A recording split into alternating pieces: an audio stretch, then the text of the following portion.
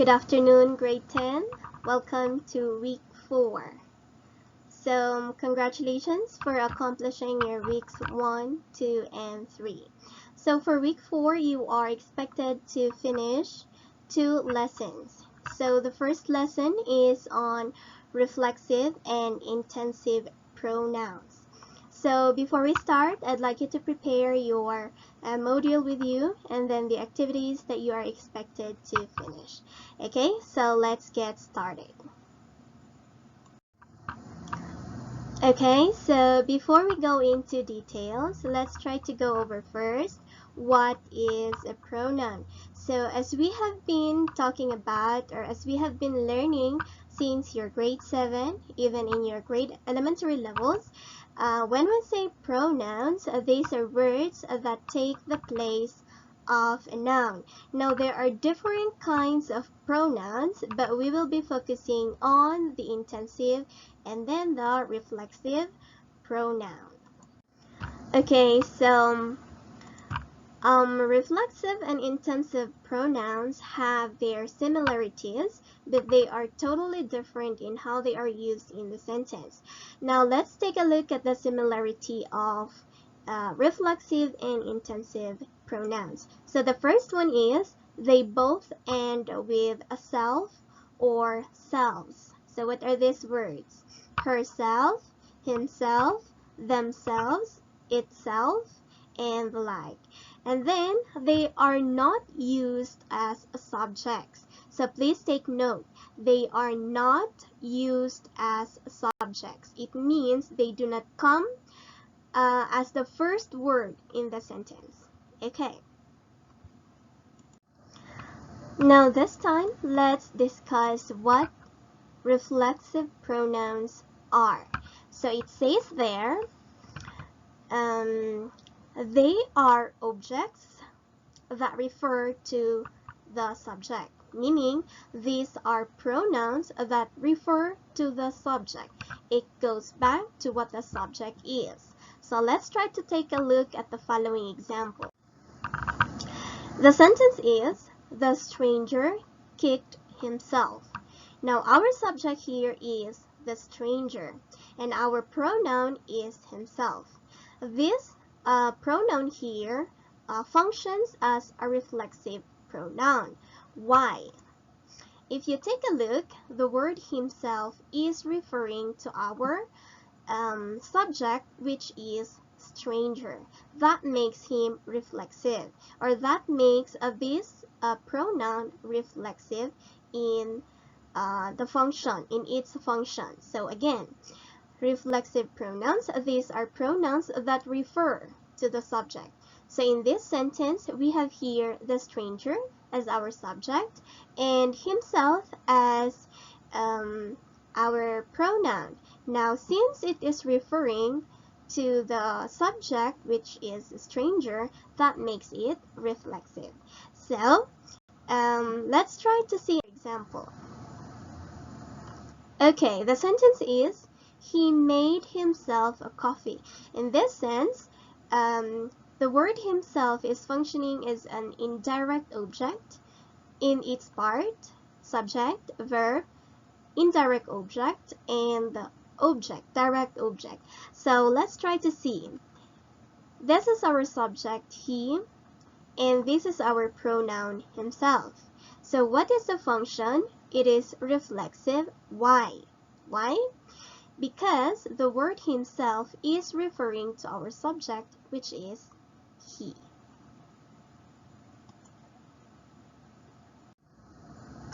Okay, so let's try one last example for reflexive pronoun. So let's have the following sentence. You should carry the bag by yourself. Now this word here, yourself, is functioning as an object of the preposition by. Now in its, as a pronoun, it works as a reflexive pronoun. Why? Let's see. The word yourself goes back to our subject, which is you. So this you, our subject, and yourself reflect each other. That is why the word yourself here is a reflexive pronoun. So I hope that is clear. When we say reflexive, we are referring to the subject in our sentence. Okay, so this time let's move to our intensive pronouns. So like the reflexive, they also end with self and selves. However, they differ in their function in the sentence.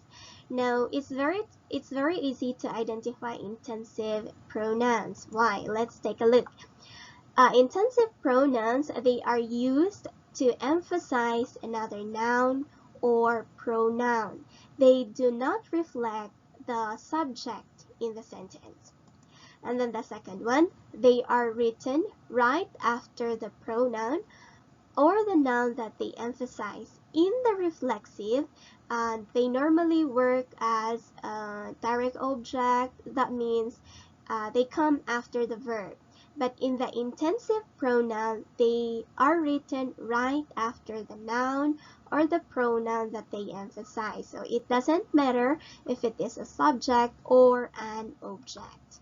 And then we also have they can be removed, and it will not affect the thought of that sentence because they only emphasize when they are removed in the sentence, it will not affect the meaning of the sentence. So let's see some examples of intensive pronouns. So let's start with this sentence. My brother himself paid for the bicycle. So take a look. My brother, this is our subject, and it is being emphasized by the word himself. So this word himself intensifies that the person who paid for the bicycle is my brother. And let's try to remove the pronoun in the sentence, and let's see if it changes the meaning. So let's see. My brother paid for the bicycle. We removed himself, and what do you think? Did it change? Did the meaning changes or not? Definitely not, right? So even if we remove the word himself here, it doesn't make an effect, or it doesn't have an effect on the thought of the sentence. So my brother himself, the word himself is intensifying the thought that the brother or my brother paid for the bicycle. Okay, so let's move to another example. The sentence is, I myself is a believer of destiny. So myself here is a pronoun, and it intensifies the word I as a believer of destiny. So even if we're going to remove this myself in the sentence, you can say I am a believer of destiny. So the thought of the two sentences are just the same. It's just that in the first sentence, the I is being intensified by the word myself. Okay? Okay, so let's see if you can intensify the following words or emphasize the following sentences. My sister baked her own cake. So what could be an intensive pronoun to emphasize that my sister baked her own cake? Definitely we have herself. So my sister herself baked her own cake. So the word herself here is an intensive pronoun, giving emphasis to my sister who baked her own cake. To further understand, let's try to have one more example for intensive pronoun. So here we go. They decorated the room. So they, what could be a pronoun to emphasize the word they? Definitely, they themselves decorated the room. So there you go. Those are the differences and the similarities of reflexive and intensive pronouns. So once again, when we say intensive, they emphasize the noun or the pronoun in the sentence. When we say reflexive, they reflect or they refer to the subject in our sentence. So that ends lesson 1. I hope that you are already clear with the difference and the similarities of reflexive and intensive pronoun. And now we are down to lesson 2 of week 4. So lesson 2 focuses on words and expressions that emphasize a point. Under this lesson, you will be learning 3 concepts. So brace yourselves and let's get started. Okay, so to start with, we have the very first. We have here the conjunction.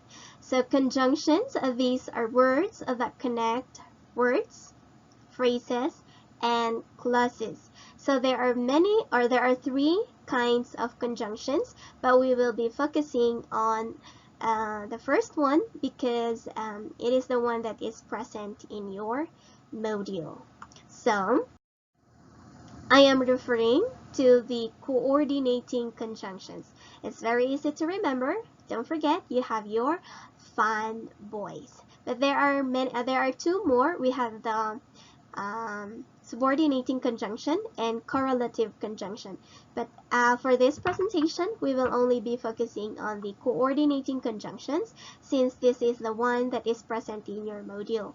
So as I have said, conjunctions, these are words that connect words, phrases, and clauses.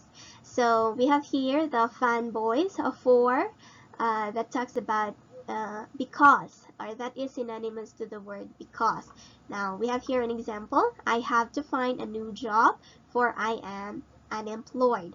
For, that means because I am unemployed, I have to find a new job. We also have here and, which is synonymous to the word in addition to. So, please come down, let's wait and see. Nor and not, neither my parents nor my friends supported me, but, which means however, or talking about either, yet, it's similar to the word but, and so, that's the ACS, I guess, which is therefore, a conclusion. Okay, so these are your conjunctions. They connect words, phrases, and clauses. Okay, so the second one we have here conjunctive adverbs. So what are these? A conjunctive adverb is an adverb which connects 2 independent clauses. Take note, 2 independent clauses. We're going to see an example later. The second one, it shows kinds of relationships such as cause and effect, sequence, contrast, comparison, and other relationship. And then the adverb or the adverbial phrases that fit the criteria for a conjunctive adverb are always modifiers of the predicate in the first independent clause. So to further understand these concepts, there are 3 and it's a little bit confusing. So to further understand this one, let's try to take a look at a sentence as an example. Okay, so the first sentence says, Joanne was so happy. Finally, she passed the board exam.